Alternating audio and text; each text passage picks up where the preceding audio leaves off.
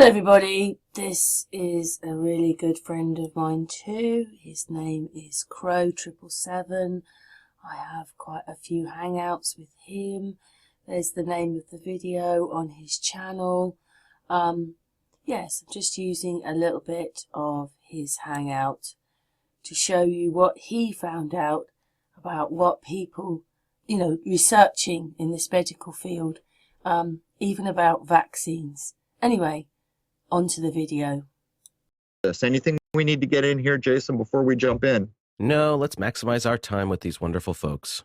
All right. Welcome, David Parker and Dawn Lester. Hello. Hello, and again, lovely to be with you, and really looking forward to this. Let's go with it as soon as you're ready. Let's try to do our job as best we can before we jump into all the things and the just plethora of information that is well cited and referenced in the book. There's a world panic going on, but the truth is, from my point of view, that it's much ado about nothing. What's the point of view from your side of the pond? Okay, well, certainly from our point of view, as for those that don't know, the book, we've spent many years, well, over 10 years researching this. We'd released a small book some time ago, just to dip our toes in the water, and which was well received, but it was only a small book just to release some of this information, false information that we realised was being put out by the mainstream media and the medical establishment as a whole, worldwide. So we realised we needed to do more and look further and research it very carefully. Hence, it may sound like an awful long time, but 10 years of research went into it. But what we wanted to do, and I'll sort of set the theme here, is to look what evidence there was, if any, that supported the claims of the medical establishment as to what actually caused illness. And most of it, as your listeners will probably realise, is really based on what they call the germ theory, which is either bacteria or viruses are the cause of the majority of diseases, which are numerous, and they seem to be thinking up new names for diseases almost weekly, as I'm sure people understand what I'm saying there. So what we wanted to look at is take the view of, it wasn't for us to prove them wrong, it was to try and see if their claims actually had true scientific evidence. And we sort of rather liked the philosopher Bertrand Russell's sort of comments, and I paraphrase him here, where he once said, to accept that they're right and we have to prove them wrong is the same as him saying, well, I'm going to propose that there's a chocolate coffee pot orbiting Mars, and you've got to believe what I say unless you can prove me wrong. So we turned that on its head and said, quite rightly, that the medical establishment are the ones that have put this proposal forward, that this germ or this virus or whatever causes a disease. So where's your evidence, Mr. Establishment? And so that's what we set out to do, try and find the evidence to actually support what they said. And it doesn't exist. And that was as big a shock to us as I guess anyone. We were brought up all our lives to believe that the medical establishment knew what they were doing, that it was all science-based, and everything was provable. So it was a big shock to us to realise that that was not the case. And the more we dug, the deeper the rabbit hole became. And so that's in essence what we set out to do, is to see whether there was any evidence to support the medical establishment's claims. And when people look through our book, we sort of tested our theory many times, and that's why there's so many chapters in the book and why it's as big as it is, nearly 800 pages. So whenever we came across something, whether it was a human disease or even an animal disease, whether it was myxomatosis in rabbits or something like that, we used the same criterion to test it. Well, what's the evidence for this claim? Can it actually work that way? And again, even with that, and we do, I think, mention myxomatosis in the book, there's other causes. The claims of the medical and veterinary establishment as to what causes that particular disease in rabbits is unfounded. But there was plenty of evidence to show alternatives that would have caused it. And we found the same with, people may remember, certainly in England, it was a big thing with BSE, or as some people knew it as mad cow disease, which seemed to be more prevalent in the UK than anywhere else in the world, which again set us thinking, well, what's this about? So we examined that too, and we were able to find that, again, the official story being put out by the medical establishment and veterinary establishment, and indeed the government of the UK, was unfounded in any scientific way, and that the real cause of it was more to do with a particular method that farmers have to do by law in this country, in the UK, is to dip their animals in, and sheep or cattle, in a mix of organophosphates, which is supposed to kill off, I think it was warble fly in this particular case. But as we were able to find out, it was these organophosphates, which are highly toxic, but in the concentrations that the UK government insisted on, that was what was, it attacks the central nervous system of the animals, and hence the mad cow designation that they got, and it kills them. And the poisoned meat can be transferred to humans. There were some incidences of it being passed on, but of course the government wouldn't admit that it was a toxic thing. They much wanted to refer to it as, obviously, as usual, caused by a virus or a bacteria of some sort. So the criteria we've used is the same for diseases in animals as it is in humans, and we found exactly the same things, that the claims made by the medical establishment and governments are unsupported by science, and there are much more reasonable and sometimes very obvious reasons for the illnesses in both humans and animals. So let's try to hand it back and forth so we can try to get through as many of the bullet points that we've laid out for this episode. But before we jump in, I'm going to hand it over to Jason when we do. I'm going to ask a point blank question, which I asked the last medical doctor we had on in episode 203. Is there a shred of evidence in this world that supports or shows that viruses cause disease in human beings? The short answer is no. There is no evidence. And we've got doctors. I don't know, some of your listeners may have heard of Dr. Stefan Lanker, a German virologist who, I think it's roughly 3 years ago, he's on the record. He has stated publicly, bearing in mind this is a virologist, who actually stated publicly that neither he or his team have ever found any virus to be the cause of any disease.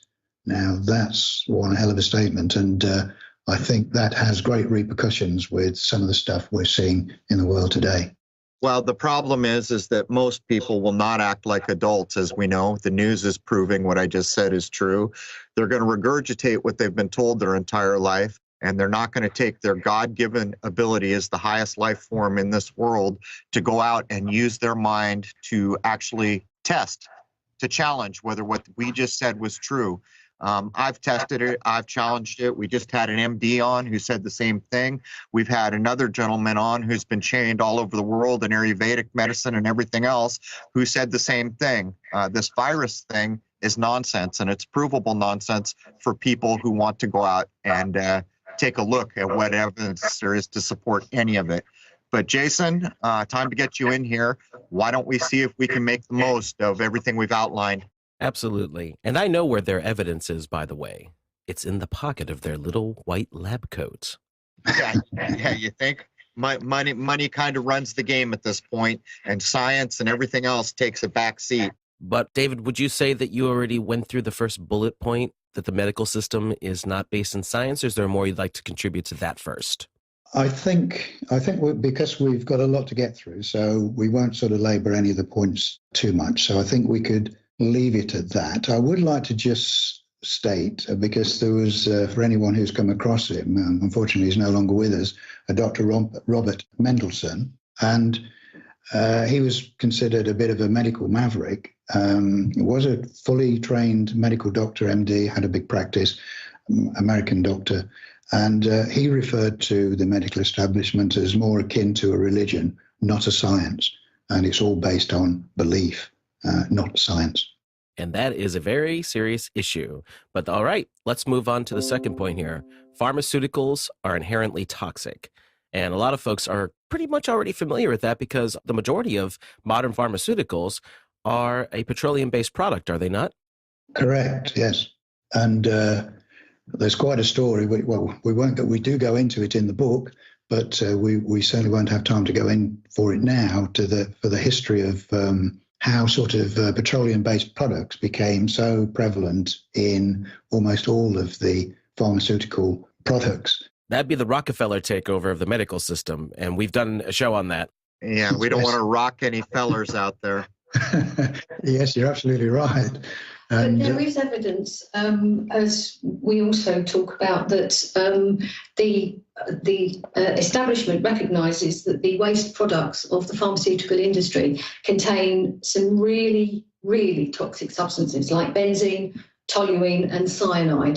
That's listed in the establishment documents. So it's not just us saying, they're toxic, but they are really toxic. And when you've got pharmaceutical waste that's got those kind of products, you have to say, well, what is it that pharmaceuticals do? And that's something else that we really looked at. Well, what's the purpose of medicines? What are they supposed to do? And what do they actually do in the body? So, it's a lot of people do know that they're toxic, but they're not necessarily going to give them up because they think, they still do something, they still help me, even though I should be careful how much I take or something. But it's a little bit deeper. Well, it's quite a bit deeper than that. Well, modern pharmaceuticals are the gift that keep on giving.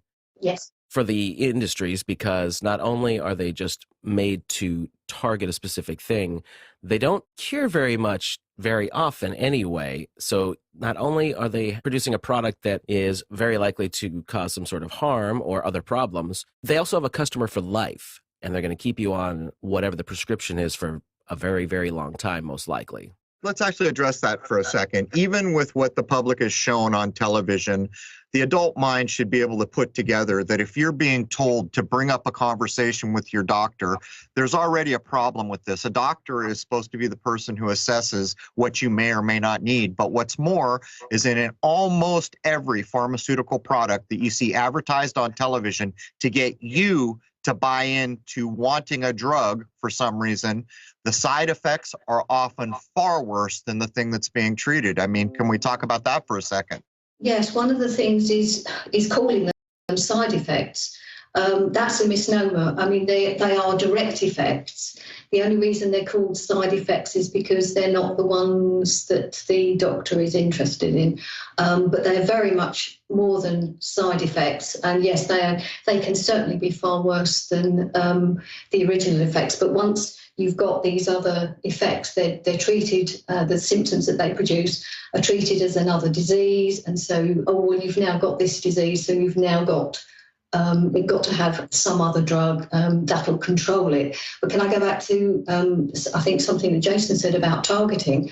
There's very little evidence, if any at all, that any drug actually solely targets what it's supposed to target because they act systemically. Almost all chemicals, they act systemically. They don't go to a specific target. And that's quite an important point because certainly the advertising of pharmaceutical products sort of hoodwinks the public into thinking that they can produce drugs that target, but they can't. They can't actually do it. I'm actually glad that you used that word because that word is so critically important. Recently, as I was doing research, I took apart the word pharmaceutical and I came to understand that it's directly related to an old Greek idea for the scapegoat and the hoodwink. I think people know the language we're talking about, but let me see if I got what we just covered straight. Are you telling me that if we take pharmaceuticals, which are actually petro-based chemicals, there's no heat-seeking missile? The body just ingests it like it's a chemical. It doesn't target my acne or whatever it's supposed to be doing? Let me clarify my point, by the way. I didn't necessarily mean that it's going to do anything great, but most pharmaceuticals mask a problem. Sure, yes. That's correct. Yes, I'm just raising the point that many people think that the pharmaceuticals do only target the particular diseased part. But a diseased part that's looked at in a laboratory under a microscope is not in the same environment that as it is in a living holistic human body, which is, everything's interconnected. And so taking the two and thinking that this chemical is going to act in exactly the same way in a human body, a living, intact human body, as it does in a chemical, in a laboratory chemistry experiment, then, it just doesn't happen. So whatever you do to the body, any part of the body, will have an effect throughout the system. The body is a self-regulating, self-healing organism. And as an organism, you will affect everything. Whatever you do will affect everything. You mean a holistic approach instead of an allopathic approach? So, yes, a holistic approach. Absolutely. Should we tell the podiatrist that our foot's actually connected to our body? Yes. Yes. Yes, if he's not really twigged that one. But this is one of the main failings of the medical establishment. They treat the body as if it's some sort of machine, like you would with your car, and that it's some sort of mechanism where they can sort of tinker with one bit and it'll have no effect on the rest of it. Well, that's just not true. And as Dawn pointed out, many of the tests and that are done by the pharmaceutical companies and produce certain results are all done in the laboratory, in petri dishes, working on cell cultures and things like that, which is a world away from working on a complete organism, which is the human body. And the other thing, of course, that they do is work on animals. And we do cover this in the book with vivisection and basically animal experiments. And this is not because we're vegetarians or anything like that, although we are, but it's not because of that. It's because we looked into it quite impartially, into if there is any valid science in experiments on animals, and then the results being transferred to humans with, if they do something to a rat and get a particular result, does that mean that drug is going to work the same on a human being? And the evidence is there that is absolutely not. They just are not compatible. But as we found, the way that the pharmaceutical companies like to use vivisection when it suits them is to get a result where they can say, yeah, we've done the clinical trials and this drug is safe and we can use it on human beings. And they'll have done that when they've got whatever it is they want to get as a test result from testing it on rabbits or rats. But I also know, because I've talked to some of these research chemists, that if they don't get the result that they want when they test it on the lab rats or whatever, then they'll just bury it. So they use the information when it suits them, and they don't use it when it doesn't suit them. And I've seen some quite shocking instances of that. I talked to one research chemist, obviously no names mentioned, who admitted that, and this is at quite a high level, admitted that certain search results that they were looking for to get the particular statistics that they wanted out of their computer system so they could pass a product. It was a lady in this case. She couldn't get those results. And she spoke to one of her colleagues to say, look, I just can't get the results we're looking for here. And the answer to this was, well, if you use this other piece of software, you'll get a different set of statistics, which will probably give you the answer you want. And and that's exactly what she did. So they manipulate things, even with computer systems, to get the results they want, that they can then put it to the FDA or whatever and say, this is all fully tested and safe to launch on the public. Again, we go into this in great detail in the book, and you can see that the whole system is just a fraud, really. So before I give it back to Jason to move us forward, I got this book. And from my point of view, and I don't say this very often, when we cover things like this, I'll say a title, I'll let people make up their own minds. But this book is such a great reference for any household. The first thing I did is I looked up things that I had concerns with, blood pressure. I wanted to know something about aspirin. And there it was. Not only was the information there, it's researched and cited. In other words, you can't argue that this is someone's point of view. There's actually cited research here. Again, the book is called What Really Makes You Ill and Why Everything You Thought You Knew About Disease is Wrong. The authors are David Parker and Dawn Lester, who we're speaking with. Sorry, I wanted to get that in so people understand why I feel this book is important. Anyway, that was just a little section of this hangout with very interesting information on there, as you agreed. there's his channel, Crrow777. Thanks very much for watching.